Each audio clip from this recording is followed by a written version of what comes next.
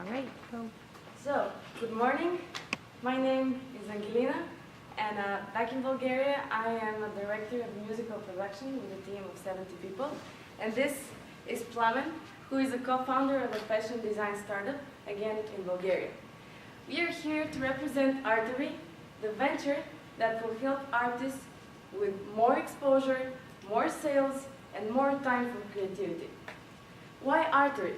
Because we are as important to the artist as the arteries are important to the human body. So, before we begin, let me introduce you to Katya. Katya is a young fashion designer from Sofia, Bulgaria. What she does for a living is making and selling clothes on Etsy, one of the biggest art sites online. This is one of her dresses, and in order for Katya to sell this dress, she needs to create a profile, take pictures of the dress, upload the pictures, and then write a long description about the dress. Now that she has her profile, she needs to manage orders, inquiries, and customer inquiries and inventory. Because Katya is doing pretty well with sales, she wants more exposure to potential clients, which means going on other art sites. What this will mean is manually taking all of her information from the already existing profile, manually putting it to other sites. And now that she has more platforms, the management of orders, inventories, and customer inquiries will look like a full-time job, and the designing of new clothes will probably be part-time. So, the problem is that artists waste too much creative time and energy selling their work rather than creating new work.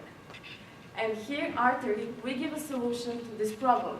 We will provide a common app for artists that will help them increase their exposure to potential clients through multiplying and managing their profiles across art sites.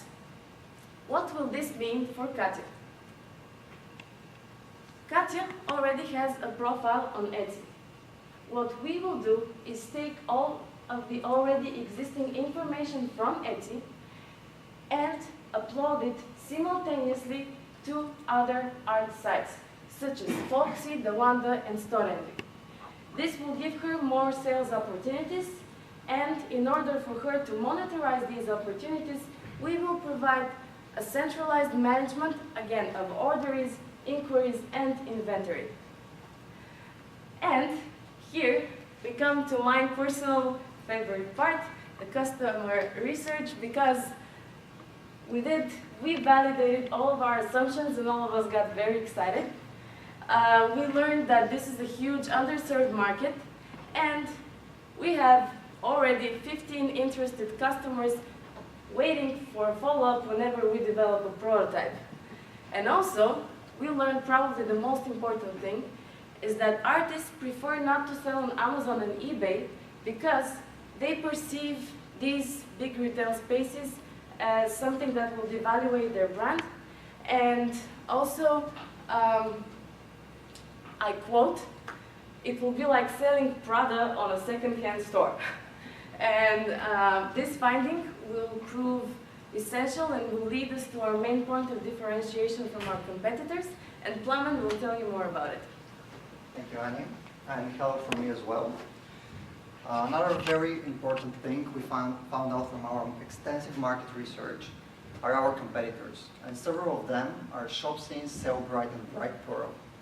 What makes us different than them is that they concentrate on large retail sites, such as eBay and Amazon.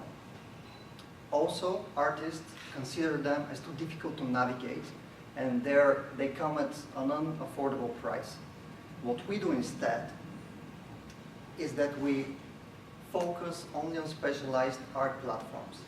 And this is our main point of differentiation. We ignore the big guys, eBay, Amazon, and others, and focus only on art platforms such as Etsy, Dawanda, Storenvy, and many others. And by the way, there are 300 platforms for selling art out there. Furthermore, we offer our service at lower prices, and we make sure that our solution is very simple to navigate for artists. Our total available market is 1.4 million users. These are the artists who have at least one profile at one of the three platforms we will cover initially. These are Etsy, StoreEnvy, and the One. Out of them, our serviceable obtainable market is 14,000 users. These are the people who make at least $2,000 a month in revenue from sales only in the clothing industry. We take this threshold for revenue to make sure that the people are willing and able to pay for our service. And we focus on the clothing industry because there we have our expertise and connections. And furthermore, we know that people buy more often clothes than other pieces of art, such as sculptures or paintings. We will approach these 14,000 customers initially by using a mixture of marketing tactics. We will approach them personally with face-to-face direct selling on art and handmade fairs, especially when it comes to the early adopters of our solutions. Simultaneously, we will start engaging our potential customers in the vibrant online community of art sites. We will also use social media and AdWords. After we start approaching, hopefully, our break-even at the end of year one, we will expand our focus on other art industries and other platforms. This means that our potential customers in year 2 and 3 will grow to respectively 84 and 144 artists. And this is my favorite part, how we will make money. We will offer our service for subscription, and we will offer artists two basic options to choose from: $15 a month and $30 a month, depending on the limit for listings, orders, and additional available features. Let me now guide you quickly through our financials.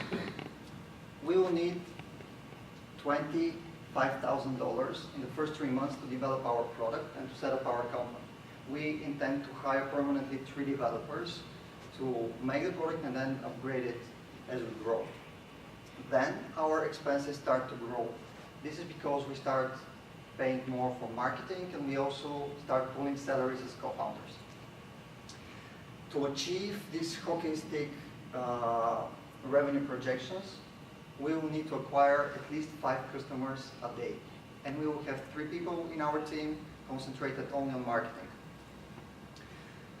To break even, we will have to acquire 1,400 users. And to make all this happen, to achieve our first milestone, our break-even point, we will need an investment of $170,000. So you just heard what are the resources we need, but now let me tell you what are the resources we already have. And that is an amazing team. Initially, we were gathered by our passion for arts, so we know that we will find the ways to make this venture come true. First of all, we have Theo and Betty over there, who have a lot of expertise in marketing and PR. Then Nasko, who is our finance guy. Branko, who has a long background in design and architecture. Me, who will be the CEO. And finally, Plamen, who is our key asset because he has hands-on experience on the challenges that artists face while selling online. And also, he is, by the way, the boyfriend of Katja from the beginning, and he manages her online store.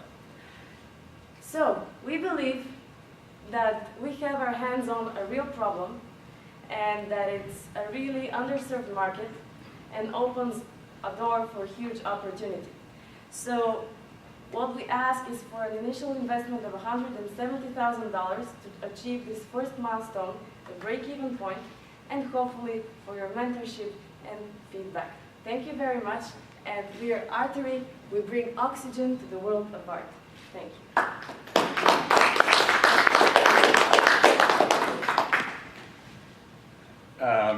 I really like the name. It's awesome. I think it's perfect, and I love the slogan. And I think aggregators can be good in a lot of cases. You see companies like Hootsuite that make it super easy to, log into all your social media accounts at once. I'm wondering what the onboarding process would be like, because if you said there are 300 art marketplaces out there, would you expect the user to kind of log in, give you credentials for each one, or each of the top 10 even? Because then that gets pretty tough to get users, because they get through 2 and they're like, okay, I gave you my Etsy credentials, I don't want to go any further. So that would be a concern of mine. Another concern would be you have a pretty big team for kind of an early stage startup. I don't know if that was your decision or if this is part of the program, but something to think about. It's something we think about. And I think the last concern was it would have been great to see some visuals on the slides. You look like one of your team members is a graphic designer. Just even though the product's not ready yet, it would have been good to kind of see something. I'm a fan of the minimalism as much as the next guy, but it would have given us a sense of how this actually looks and what the user sees. So those, yeah. So there's always, I kind of echo that, every time there's multiple places to do something, someone pops up to manage that. I mean, even originally it was submit to all the search engines way back in the day. But it's complex to interface with many systems. I mean, so every system you add creates a lot of overhead in interfacing unless they've got APIs that they've built for it, and a lot of these won't. You'll have to be interfacing with their screen and submitting the forms, and so, you know, it's just managing that complexity is hard, especially in the beginning when you don't have enough customers to monetize across. So it might be, you know, you start with the top 3 or the top 2, or the, you know, I don't know. Because when you say 400, that's a lot of systems to interface with. You'll have to have a lot of volume before that makes sense. It was a great presentation.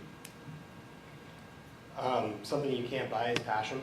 Obviously, I mean, you all seem very passionate. You seem very passionate about it, and that comes across, and that's very good. It's good to know also that you have your first customer, apparently, so that's also good.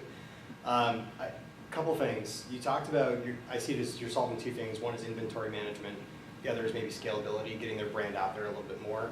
I think it's hard to do both, and what I mean by that is that you're growing their brand, and your whole goal is to manage it, but you're making a bigger problem by growing their brand. And I'm not sure you're solving the inventory management, because when you broke down the numbers of how you define your market, you broke it down with people who have an Etsy site. That's where you started, right? Etsy site with $2,000 and above. Isn't your target market people who maybe have multiple sites? Because it seems like your key differentiator is, if you have multiple things out there, we bring it into one and help you. You're not, the only thing you're doing for that target market you're looking at, that 14,000 users, is growing their brand.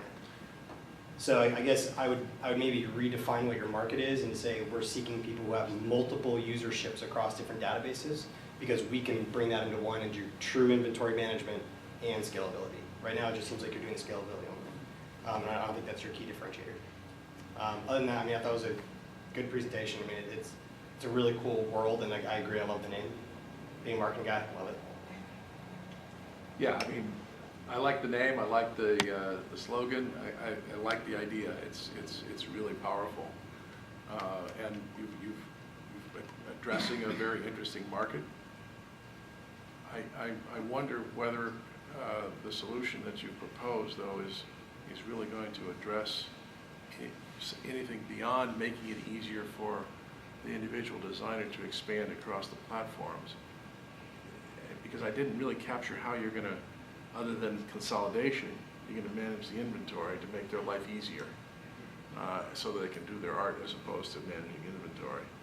As their market grows and as they reach the different sites, okay, I got the idea that you'll help them with the logistics of getting onto the next platform and the next platform and the next platform, which now creates product flow and orders that come in different ways. So I agree with the comment about the issues in that world where there aren't a lot of organized APIs that make it really easy for you to do it. I think that's going to be a challenge. And I wonder why this might not work better on some kind of a rev share model as opposed to a flat subscription. It's just a question. Question? Well, what our idea behind why subscription is because we don't have any contact with the actual selling of artwork. Right. So we don't add any value in the product that is sold, I mean, from artwork to ending customer. So we realized that the only thing we have an interaction is the connection between platforms. So that's why we thought that maybe it would be relevant to take a percentage of what the artist sells. Well, if you're now downgrading the part which relates to the management of the inventory and the whole logistics process, and it becomes more like brand building and building the brand across different platforms, which would make perfect sense for a $10 or $30 model, as opposed to a rev share where you're actually involved in the process of facilitating the distribution, the management of the products itself. But again, because we didn't see even a mock-up of how this might work, it's hard to make a judgment on this. Thank you for the feedback. Thank you very much.